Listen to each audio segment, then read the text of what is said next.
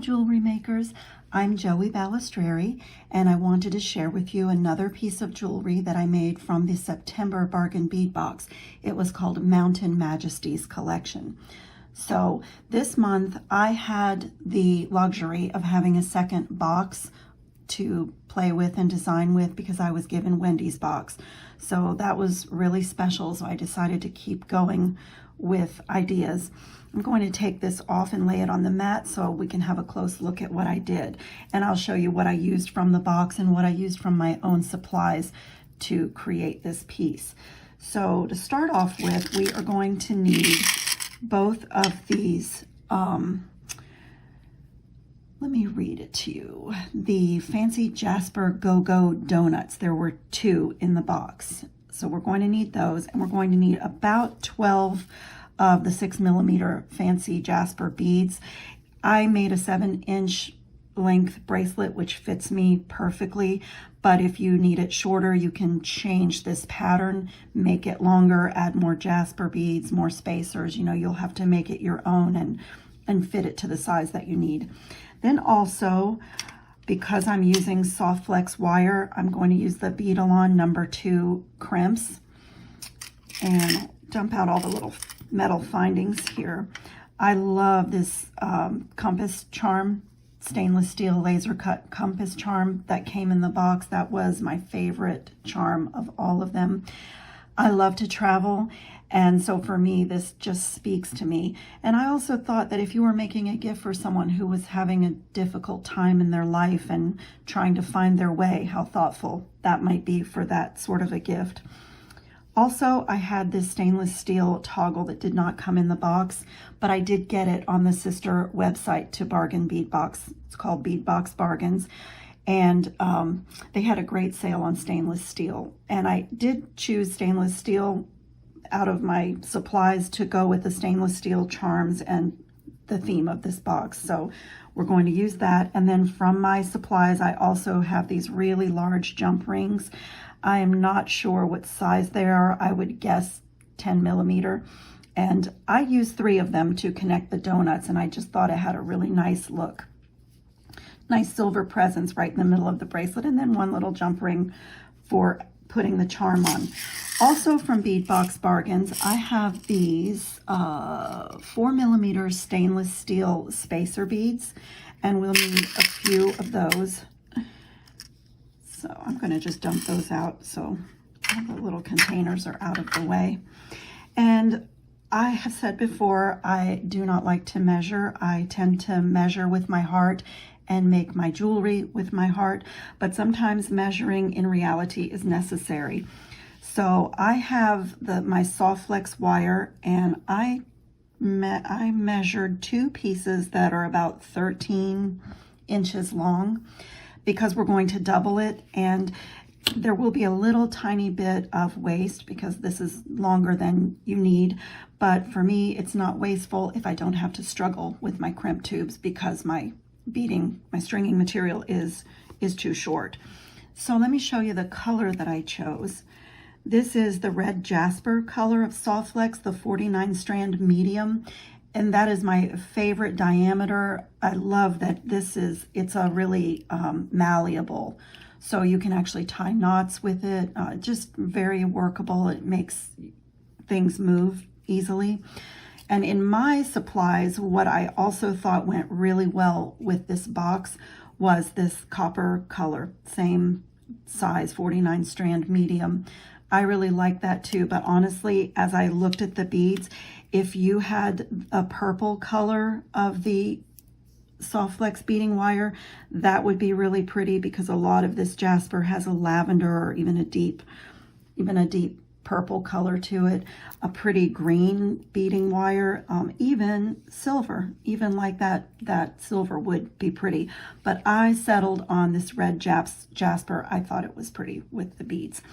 So how I got started was making this focal point, this center component. So, you know, at first glance, you look at these and think earrings, but I wanted to do something different. So what I did is I started with these large jump rings and strung these together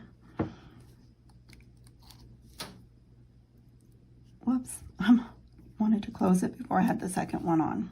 Strung these together. I'll tell you something else that in playing with these that was really pretty was to string seed beads on the large jump ring. That was very pretty. I did like that, but in the end, I really liked the 3 jump rings together. I thought it gave it like a nice architectural look. Oh, when you do this, you probably will have to open these jump rings pretty wide because of the donuts, but you guys know by now you need to twist your jump rings open and not pull them apart because you want to keep that nice round shape. The first jump ring goes on really easy, and the other 2 you will have to kind of wiggle it and get it on there. I've done it a couple of times, so I know it can be done. But yeah, you just have to be patient with it and get it on there. And I'm going to take a moment to really close that jump ring really well. I want a complete circle, no space in between, nice and clean, almost where you don't see where they meet. I open this last one, I'll leave it a little bit wider because when you get to the 3rd jump ring, you have less space than you did for the first 2, so it takes a little extra room. Let me try on this side. There.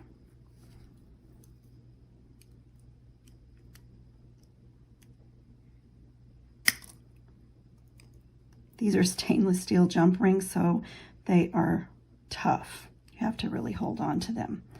Okay, happy with my closure.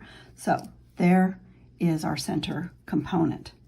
So the next thing that I did is took some little crimp tubes out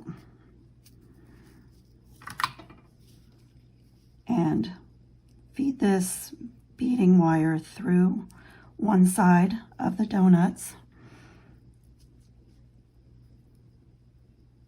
and put a crimp tube on both excuse me guys, put a crimp tube on both wires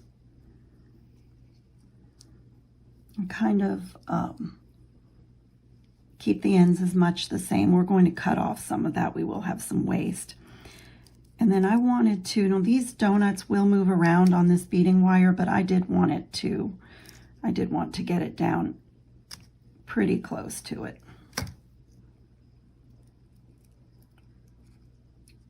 Kind of hold it with your finger and get it in the middle of that donut and put it there. Now we're going to bring in these magical crimping pliers. And if you wanted to, you could use the traditional crimping pliers. That would work as well. I just like this because it turns this tube into a really tiny little silver bead. It's a lovely finish. And then I don't feel that I need to put a crimp cover. So if you've never used these pliers before, try to show you. It has this little well, this little sort of hole on both sides. And there is a little learning curve with this, but I only wasted maybe 5 or 6 crimp tubes before I got the hang of it. So you just want to make sure that your crimp tube is right in that little well in the middle and just press down as hard as you can. When you remove your crimp tube, you should have a little ravioli where it looks like the 4 corners are all pressed down. And then you want to go in the complete opposite direction. Get that crimp tube back. Let's see how I can show you. Get that crimp tube back in that little well going in the opposite direction and just close your crimping tool. Now you just want to go around, just keep going around, keeping that crimp tube in that little well, and you're actually forming that tube into a perfect little bead. I think it's so pretty. Now, just to repeat the pattern, we're going to string our beads on both wires at the same time. So for the pattern, I did 2 of the 6mm Jaspers, 1 of these stainless steel 4mm spacers. I am choosing my Jasper beads completely at random.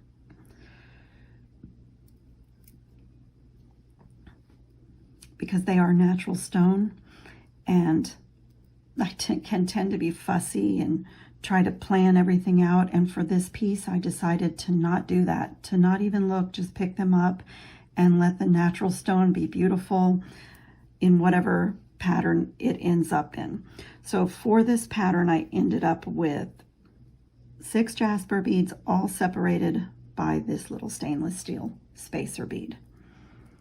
And that's our pattern. And again, if you need to change the size of this or the length of it to make it shorter for a smaller wrist or longer for a larger wrist, you can do anything you want with this pattern to adjust that length. This is the pattern that I got the right size, and I like that the natural stones were together with just a little bit of silver presence in between them. So actually, the way that I did the first one is I used these little bead bugs and clamped off my end while I went to the other side, and then I did my finished crimping after I was done with the other side. So let's do that again. Repeat the same thing on this side. Put our soft flex wire through the donut and match up the ends. And put a little number 2 crimp tube, and we will get all the way down. So I'm trying to keep my beading wire kind of in the center of the donut. These go-go donuts, you know, they're thinner on one side and fatter on the bottom. So there is going to be a little bit of movement in this, but gemstones feel so good against our skin, and it's so nice to touch it with your fingers. So I actually like that little bit of movement. I played around with trying to hold it perfectly in the middle with wire, and I didn't care for it. I went back to this. So we're going to do that same thing again with these magical crimpers. Lay that crimp tube right in the middle in that well. Pull it up. Whoops. I'm going to pull it. Before you press down, you can hold your tube gently in the pliers and just pull it to the perfect spot that you want before you press down. I think I'm happy with that. Push down really hard. Got my little ravioli. Now I turn it sideways, put it back in the tool. Now, just keep going around. The directions for this say they recommend, I forget, 6 to 8 times, but I just keep going around. I just keep turning it until I feel like the tube has been formed into a bead and is not doing anything anymore. Okay. Now we are just going to repeat that same pattern on this side. 2 Jasper beads, a stainless steel bead,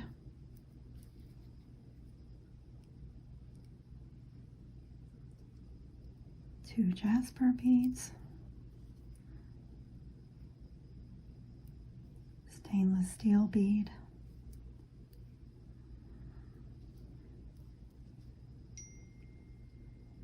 my son is texting me from his bedroom. He knows that I'm filming, but I keep hearing that little ping. Don't know if you guys can hear it. Little boys want their mom's attention. Okay. I'm pretty happy with that pattern. So now I just noticed that these two, sometimes the crimp tubes, these two are stuck together.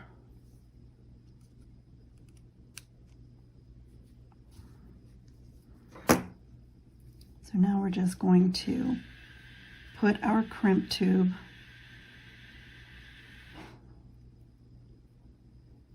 on the end,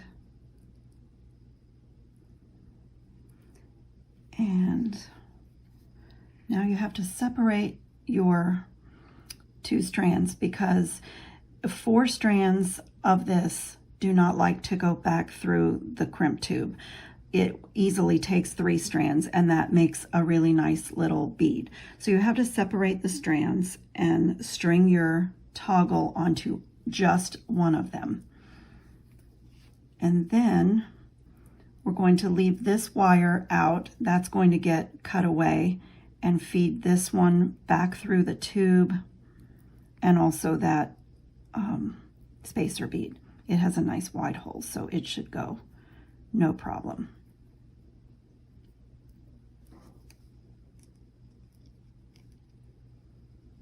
And just pull that down. So you don't want to have this loop too tight because you want your toggle to move around freely. And also before you crimp it, on this bracelet, a little bit of rigidity on this part is really okay because it's almost like a cuff when it's on, but I sort of did this to make sure it was moving until I was happy with it. So again, I hope you can see the 2 wires that will be cut away. This one and this one, but after we crimp. So let's put the magical crimper back in.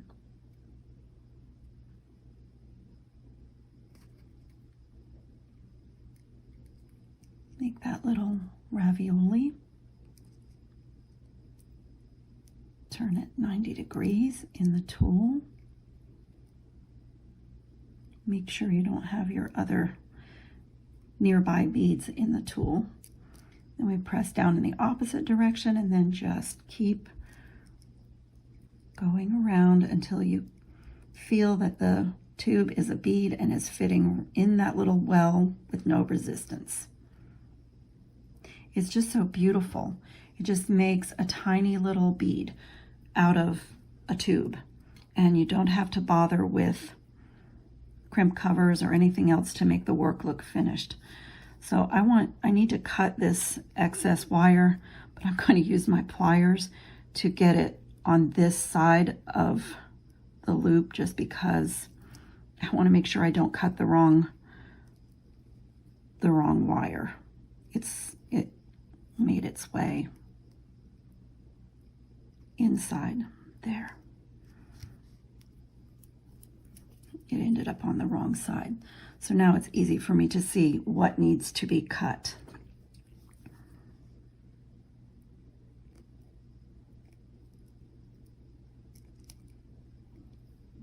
And I save these little pieces of the soft flex because they're great to make smaller projects like earrings. And also sometimes you might need a dummy wire because you can't do the magical crimper with only 1 wire. You need at least 2, and 3 is even better. So sometimes I'll take the extra piece and just put it in just to take up space inside that tube. So I don't throw those little scraps away. I have a little baggie for those. So that side is done. Now go to the other side, turn it around, take that little bead stopper off, string the crimp tube on both ends together. And now the other half of our toggle, we're going to do the same thing. We're going to separate these wires, put the toggle on just one end, take that end and go back down through the crimp tube and through that last bead.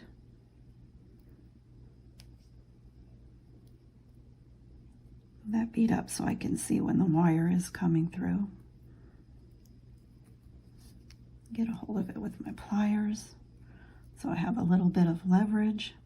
And again, you don't want the loop that the toggle is on here to be too very tight, because in order for ease of putting the bracelet on and off, that needs to move a little bit. And also I like to check the other end and try to make those loops fairly close to the same size. So pull that down a little bit. And I'll do the same thing on this side, where I'm just going to try to make this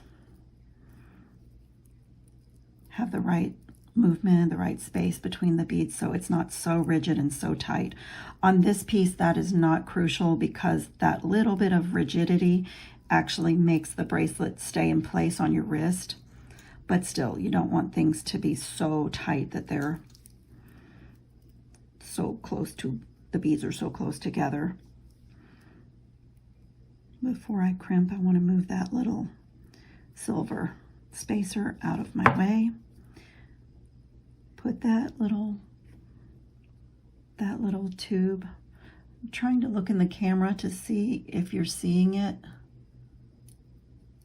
But the little crimp tube just needs to fit in that well inside this tool. Once it feels like it's in place, just squeeze as hard as you can. And we have that little ravioli. Now we want to turn it 90 degrees and put it back in the tool. See, little toggles in the way. Put it back in the tool and then squeeze again. Now we're just going to go around in a circle a few times, all the way around,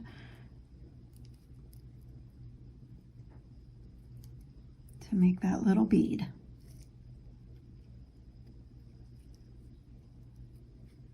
I'm going to do it a little bit more. Yeah, you can, when you take the tool away, you can always check, and if it doesn't have that perfect round bead shape, you can just do what I just did. Fit it back into that little well and go around a few more times until you're happy with the finished crimp. And now these two wires that are hanging off, we will just cut them away. Just be careful not to cut the wrong wire.